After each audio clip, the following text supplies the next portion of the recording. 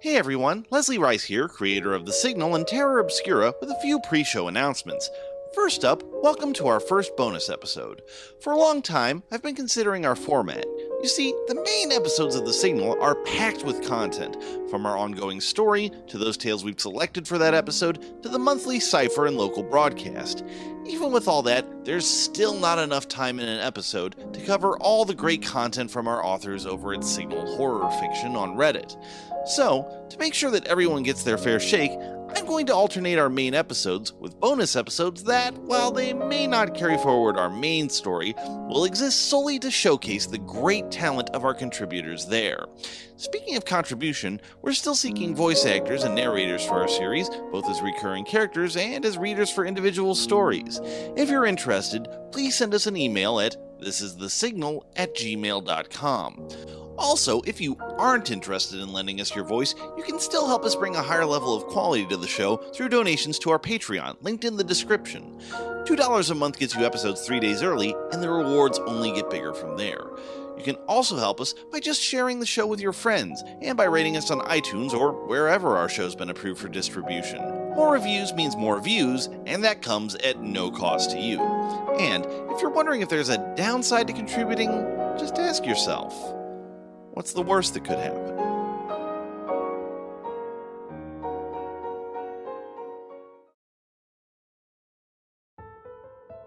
This is The Signal.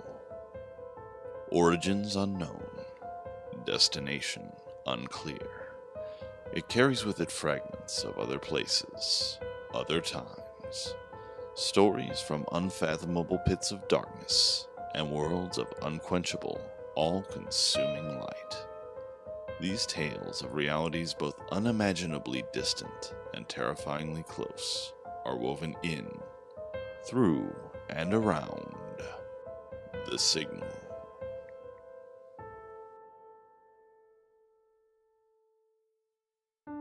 Hello, and welcome once again to The Signal.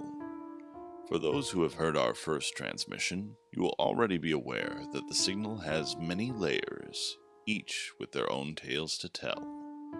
While many of those lie along a specific path, framed and displayed within the context of a greater story, let us now step from that path for a moment to consider one of these other branches of reality. It is a basic human truth that the desire to explore, to dig deeper, is ingrained in each of us. While this fundamental need can lead us to the greatest heights of knowledge, it is equally likely to take us into the darkest depths of despair.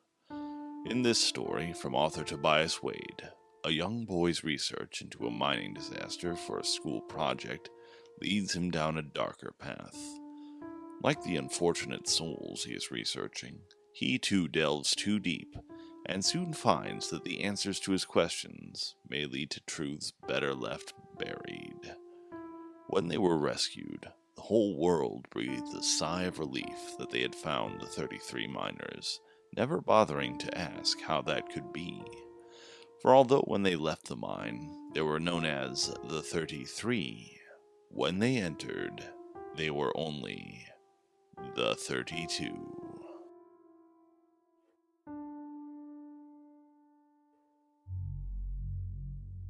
A lot of you probably know about the Chilean mining accident of 2010. It was also called the Los 33 because of the 33 miners trapped underground. It's amazing that all 33 survived the entire 69 days it took until they were rescued. There was a whole media circus about it, with an estimated billion people watching the rescue on TV or the internet. There was so much news that one fact was completely drowned out, and to me, it's the most important of them all. I became interested in the topic because of a school paper I was writing. I mentioned the project to my grandfather, which was a terrible mistake because he is zealous about school. He was trying to get my mother to enroll me in an international baccalaureate college prep school at first grade. Education is my future. He wishes he had those opportunities when he was a kid. I'm an ungrateful brat for taking my fortune for blessing. You know the drill. Anyway, he wouldn't let me use Wikipedia or any easy source for the essay. Instead, he called up his old friend who actually worked on the rescue crew in Chile. So, What should have been an hour-long paper turned into an hour phone interview, 3 hours of driving, and a whole book about rescue operations. Who, since the internet was invented, ever needed to read a book about anything? Meeting the rescue worker guy was pretty interesting, though. He had tan leather skin like you'd expect to find on a car seat instead of a person. His accent was a little thick, and sometimes he couldn't find the right words, so he had to switch to Spanish.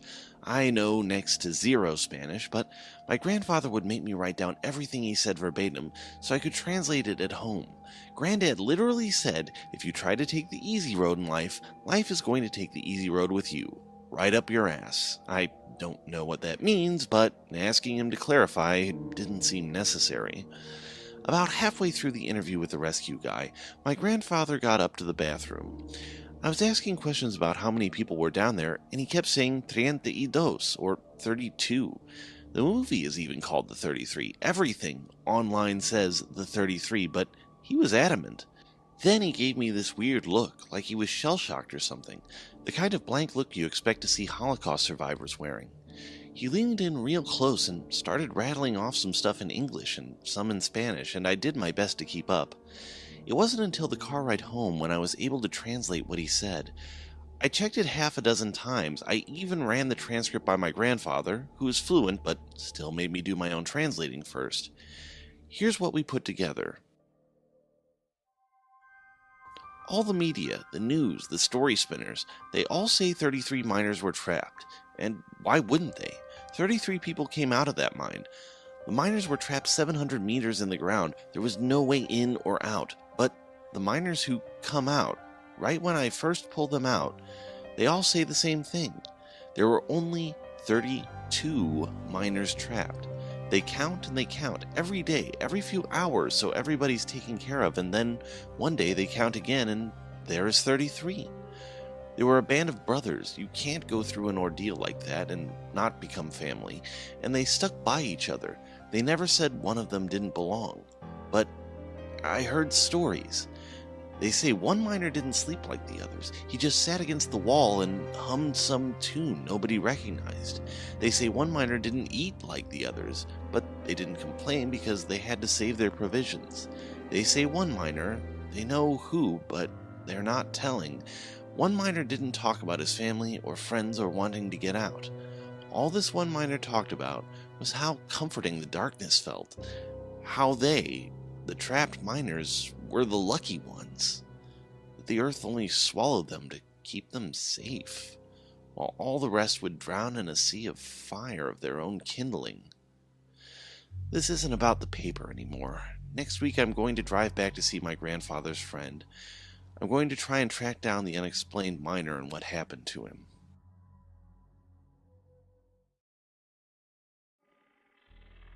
Finding one of the miners was a lot harder than I expected. Don't get me wrong, I didn't think it would be easy. I figured that most of them would still be living in Chile, and that's still a hell of a road trip from Texas. I didn't think it would be this hard just to find a phone number or anything, though. After the media storm died down in 2010, it seems like nothing changed for the miners. Most of them were laid off because of that mine's closure, and those that did find a new mining company suffered through the same intolerable working conditions. Even the Hollywood movie didn't help them because their story rights were considered public domain after the massive publicity. All those men got was a pathetic $7,000 compensation for their time spent in hell. The more I searched, the grimmer the story became. Over the last 7 years, they have been dying, one by one. A few from other mine accidents, others from health complications undoubtedly exasperated by their ordeal, but more than anything, suicides. I get it, they've had a hard life, but it was the manner they killed themselves in that was the most unsettling. Self-immolation. There were a few bullets, one poison, 2 jumpers, but mostly I found account after account of miners dousing themselves in gasoline and burning themselves alive. It was difficult not to connect the incidents with those haunting words from the 33rd miner. And all the rest would drown in a sea of fire of their own kindling. It was my grandfather's friend, Vicente, who found a lead. 2 of the miners who were invited to the film premiere in Los Angeles had decided to stay in America. Vicente found a recent article which followed up with the pair about the incident, although both had declined an interview. It was still about an 18-hour road trip, but after I shared my research with Vicente, he volunteered to make the drive with me. I convinced my grandfather that I wanted to use this research for my future graduation thesis, and he convinced my mother to let me go. "What are you going to ask them?" Vicente asked on the drive. One of the conditions for the trip was that I help him practice his English, and he talked non-stop the whole way.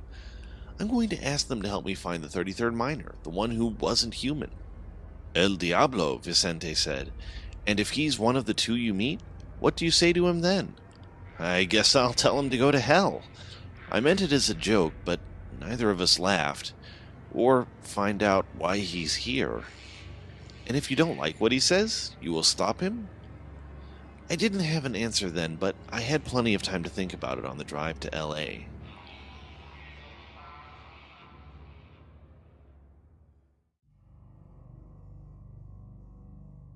We found one of the miner's addresses by contacting the newspaper which tried to interview him. Vicente told the reporter that he and the miner were old friends, an account made credible by his first-person details of the rescue operation. Vicente told the reporter that he could persuade the miner into accepting the interview if we only knew where he lived, and voila! I guess private information is less important than a shot at a successful article. Vicente and I were soon walking up the dilapidated staircase of the apartment, although even calling this dump an apartment seemed insulting to all the other residences which share a name.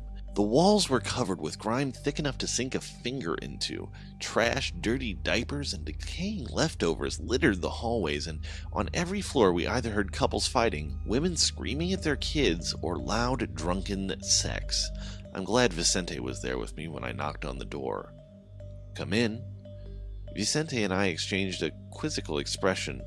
If I was living in this kind of neighborhood, I wouldn't invite strangers in. Vicente shrugged and opened the door. It was almost surreal walking inside. Fresh white paint on the walls, spotlessly shined kitchen counter, a sterile chemical smell like a hospital. It was like stepping through the door into a different world. A middle-aged man blinked in his black, sunken eyes at us. His dark skin and hair looked a lot like Vicente. He could easily have been Chilean. He was sitting on a sofa which faced a blank white wall. There weren't any books or TV or anything. I can't imagine what he was looking at before we came in. "Have a seat," the man patted the cushion beside him. There weren't any chairs, and sitting next to him on the sofa seemed uncomfortably familiar. I shifted my weight from leg to leg and looked at Vicente for help. "Sorry to just show up," Vicente said, obviously uncomfortable as well. "I hope we didn't interrupt nothing." The man looked back at his blank white wall. He shrugged. "Are you a survivor from the mine?" I blurted out. Vicente put a hand out to caution me, but I kept going. "I was writing a school paper on, well, I wanted to know about who was the 33rd miner, the one who didn't belong." "Didn't belong?" he said, still addressing the white wall. "He was the only one who did belong down there." "Can you tell me about him?" He pulled a notebook out of his pocket and began writing something down. I looked at Vicente, and he smiled encouragingly. All those hours in the car, and this was all I could think about. I was finally going to get some answers. The man offered me the notebook, and I moved close enough to take it from him. "Augustine, 3006 West Burbank Boulevard, Los Angeles." "Ask him yourself," the miner said. "Will you go with us?" I asked. The miner shook his head, still not looking at me. "If there's something bad going to happen, you have to tell us," Vicente added. "It's too late," the miner replied. A shudder passed over his body as though he were shivering from a cold wind blowing from the inside out. "He's the last one left, and it is already begun." So why was he still looking at the wall? I started to move around in front of the sofa to force him to look at me when... Look out! A hand landed on the back of my shirt and yanked me hard. I spun to the ground, still clutching the notebook. I tried to push Vicente off, but his old hands were like iron. It wasn't until he had dragged me almost out the door when I noticed the man on the sofa was holding a handgun. Blam! Vicente let go of my shirt and stared with me. The miner had opened his mouth and put a bullet through his own brain. The once perfect white wall behind him looked like an open wound. Vicente grabbed me by the shirt again and dragged me from the room.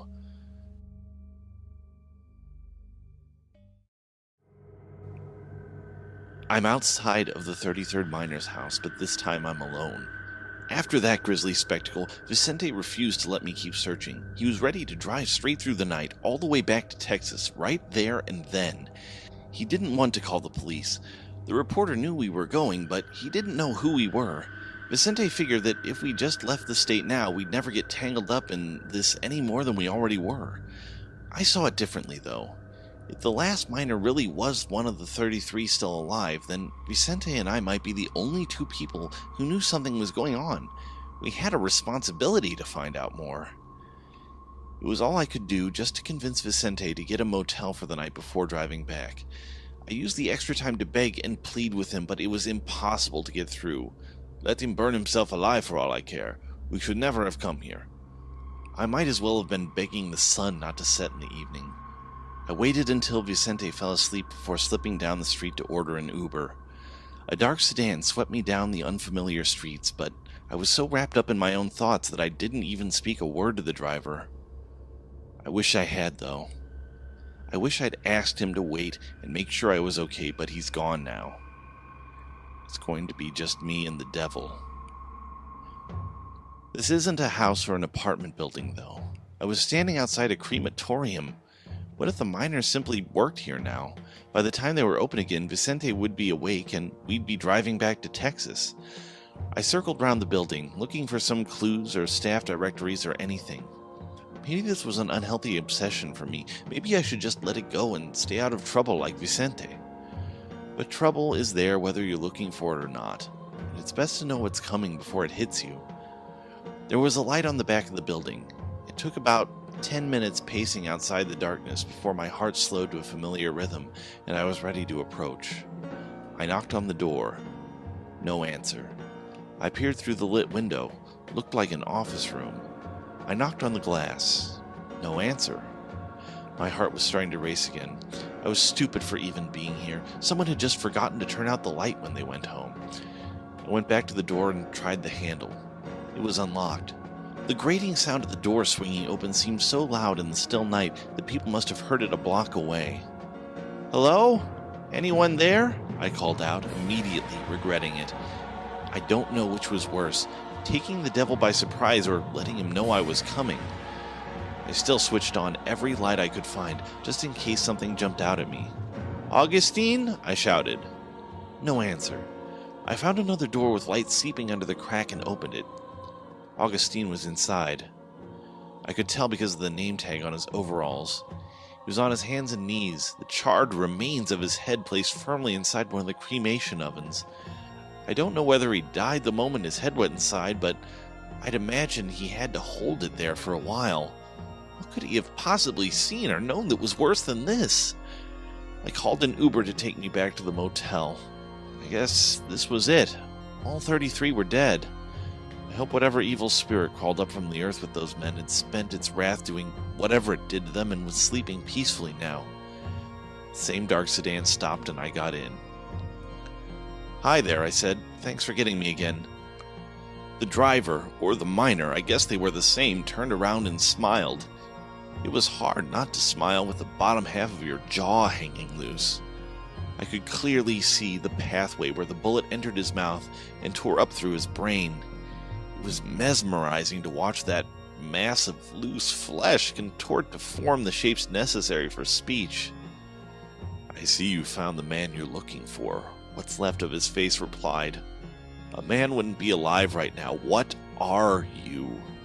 The loose flesh pulled tighter, and a trickle of blood dribbled onto the driver's console.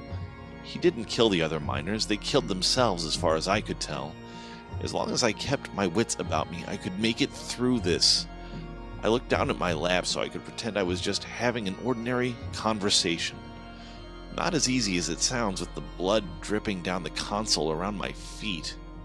"I will answer one question for your persistence. Don't waste it on such trivial semantics." I took a deep breath. It smelled like food that had just begun to spoil. "How can I stop the sea of fire you mentioned when you climbed out of that mine?" "Only fools play with matches." I had to look up at that, even if it meant staring into that grotesque face. There's no way my single question was going to be wasted with that shitty answer. What is that supposed to mean? Why are you even here? Are you trying to warn us not to blow ourselves up? Because we know that without whatever the fuck game you're playing. The miner slumped forward into his seat.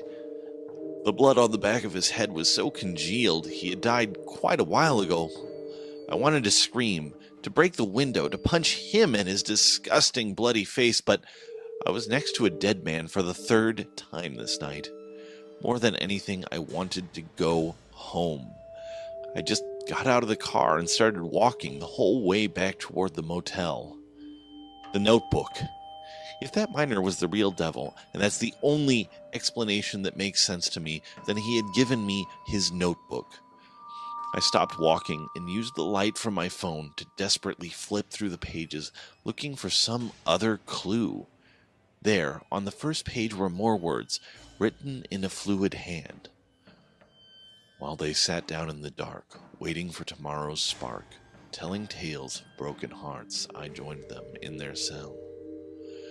Don't be afraid, I sang to each. Don't hate the world beyond your reach. I hear your prayers as you beseech me save you with my spell. Only fools play with matches, or bury treasure with no latches, or sign a deal when the catch is the soul you have to sell. But the fool has born you, raised you, sold you. The fool has torn you, dazed you, told you. He won't mourn you, praise you, hold you, when finally you yell.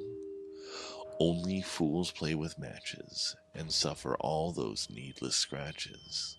You will find your soul detaches, free, at last, in hell. How much must one man suffer before hell becomes an escape? I hope I never find out.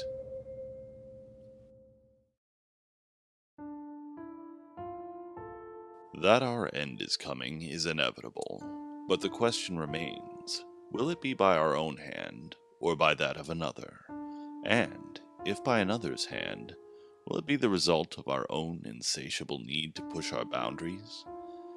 Even these questions, innocent as they are, only serve to prove that, no matter how horrible the truth, there is, and always will be, the desire to know. Carry these thoughts with you as we conclude this broadcast, for although the universe may resist our search for answers, we will never stop asking dangerous questions here, within the Signal.